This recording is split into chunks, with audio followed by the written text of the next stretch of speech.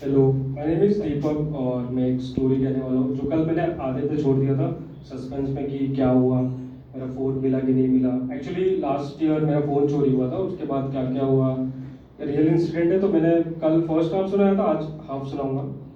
हाँ, आज जो है वो उसमें मेन मेन बातें हैं, तो मैं स्टार्ट करता हूँ। तो कल मैंने एंड पे छोड़ा था कि मैं पुलिस स्टेशन पहुँचा, वहाँ पर पुलिस साहब ने मदद नहीं किया। तो मैंने पापा को कहा, पापा पुलिस मदद नहीं कर रही है। तो पापा ने मुझे एक बात कहा कि बेटा पुलिस सिर्फ बड़े लोगों की मदद करती है, पुलिस सिर्फ बड़े लोगों की मदद करती है, हमारे वक्त से अब तक कुछ बदला नहीं है। तो जब मैं पुलिस से मदद मांगा तो उस वक्त मुझे ख्याल आया कि अगर कल को पुलिस को मेरी ज़रूरत पड़ेगी सम टेक्निकल रिलेटेड कुछ फाइंड आउट करने के लिए, तो मैं उनकी मदद नहीं करूँगा। उस वक्त मुझे ख्याल आया था। लेकिन फिर मैंने सोचा कि अगर मैं भी उनके जैसा सोचूंगा तो मेरे में और उनमें क्या ही फ़र्क रहेगा, तो मैं भविष्य में उनकी मदद कर दूंगा। फिर मैं घर जाता हूँ, मुझे याद आता है कि मेरा फ़ोन और लैपटॉप कनेक्टेड था और व्हाट्सएप वेब भी मेरे लैपटॉप में कनेक्टेड था। तो कल मैंने कहा था कि वो चोर का मैंने एज अ टेम्पररी पर्पस के लिए नंबर सेव किया था एज ए हेल्प करके। तो वो मैं सर्च करता हूँ, तभी मुझे उसका फ़ोटो मिलता है। तो उसमें मैं कहता हूँ, भाई तेरा फ़ोटो मिल गया है, मुझे मैं पुलिस को दे दूंगा, मेरा फ़ोन वापस दे दे, मेरा एग्ज़ाम आने वाला है। ये सब मैंने उन्हें कहा।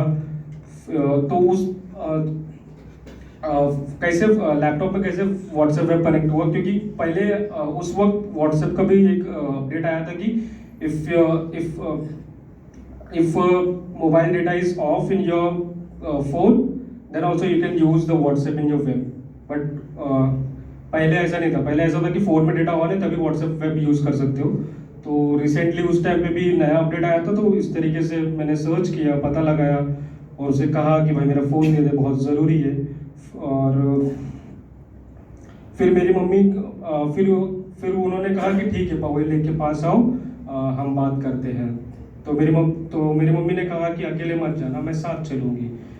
बेटा तुम्हारे साथ मैं साथ चलूँगी। मुझे भी अंदर अंदर डर लग रहा था कि क्या वो दो तीन लोग होंगे या झगड़ा होगा या लड़ाई होगा। मम्मी ने भी यही कहा, अगर वो दो तीन लोग होंगे तो शायद लड़ाई कर सकते हैं। फिर मैं और मम्मी वहाँ पहुँचते हैं। वो चोर ने मुझे कहा कि वो चोर ने मुझे कॉल किया ऑफिस नंबर पे कि कहा था ना अकेले आना, मम्मी को क्यों लेकर आया। मम्मी को मैंने कहा, मम्मी थोड़ा दूर आप खड़े रहिए, मैं चेक करके आता हूँ कि चोर वहाँ पर है या नहीं।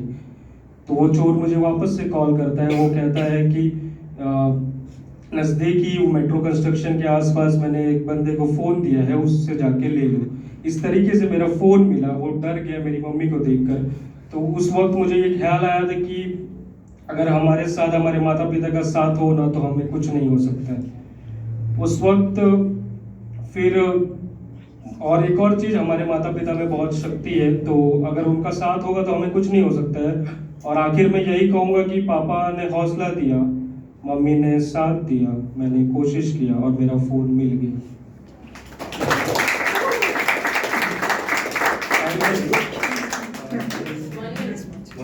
One minute okay. ठीक है, एक मैं छोटा सा पोइट्री बोल देता हूँ जो मैंने रिसेंटली लिखा था कि दो सुना दो छोटा छोटा। पहले मैंने यूँ लिखा था कि जो भी बुक्स पढ़ते हैं, बट आजकल बहुत कम लोग बुक पढ़ रहे हैं, तो मैंने यूँ लिखा था कि आजकल हर शख्स किताबों के बजाय एक दूसरे को पढ़ रहा है। न जाने क्यों छोटी छोटी बातों पे लड़ रहा है, झगड़ रहा है। कभी कभी मैं ये सोचता हूँ कैसा ये घोर कलयुग है, जहाँ इंसान एक दूसरे को इंसान ही नहीं समझ रहा है।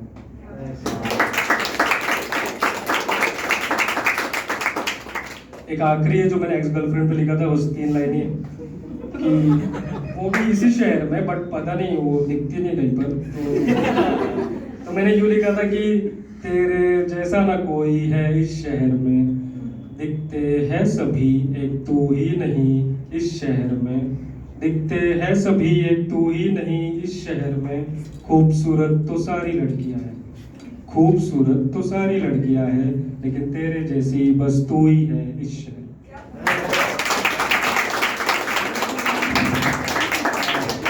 शुक्रिया सभी का सुनने के लिए।